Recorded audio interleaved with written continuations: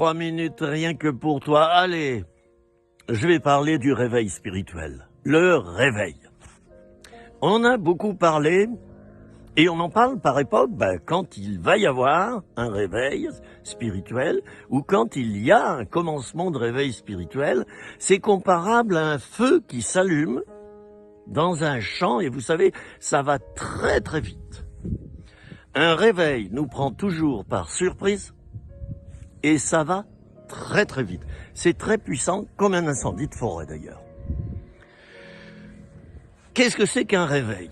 Eh bien, le terme réveil signifie qu'on était déjà éveillé, mais qu'on s'est endormi.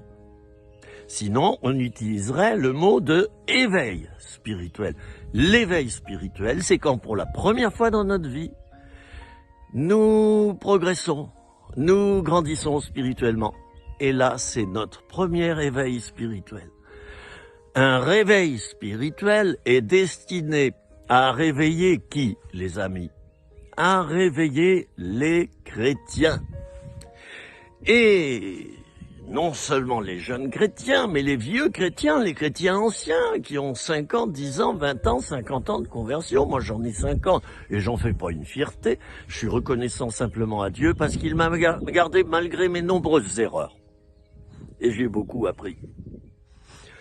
Chers amis, en période de réveil, ce qui compte, ce n'est pas de se méfier. Ce n'est pas de tout analyser là, dans le ciboulot. Voyons, qu'est-ce que c'est? À la Pentecôte, ils se sont mis en prière, ils ont attendu. Ils étaient prêts. Et c'est descendu.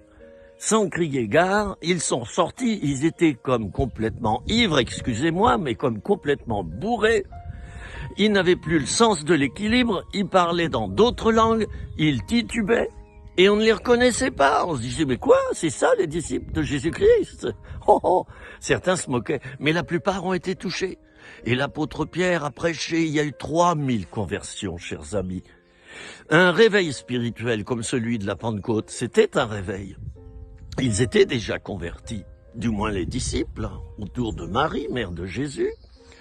Un réveil spirituel réveille d'abord les chrétiens. Et il y a un impact sur les personnes non converties. Ces personnes non converties vont s'éveiller, voyez-vous? C'est pour ça qu'il ne faut pas attendre. Lorsqu'un réveil est annoncé, lorsqu'on voit les premières images sur les vidéos que dans tel pays, il y a un réveil, ce n'est pas le moment de se poser des questions, C'est sûr qu'il faut analyser et être prudent. Ah d'accord, alors j'allais dire que dans les premiers instants, on va réfléchir quand même un peu. On va pas accepter n'importe quoi, et la Bible dit discerner les esprits pour savoir s'ils sont de Dieu. Alors je vous l'accorde, on va être attentif, on va observer, et dès qu'on voit les premiers fruits, c'est-à-dire des personnes, tout à coup, qui aiment Dieu, qui peuvent plus décoller de ce lieu de prière, qui ont envie de prier, de se consacrer, ils tombent à genoux, ils confessent leurs péchés. Et ils aiment le Seigneur, ils lui disent, ils se mettent à prier, à pleurer. Ce n'est pas une question d'émotion, mais il y a vraiment l'action de Dieu. Ça commence par la repentance.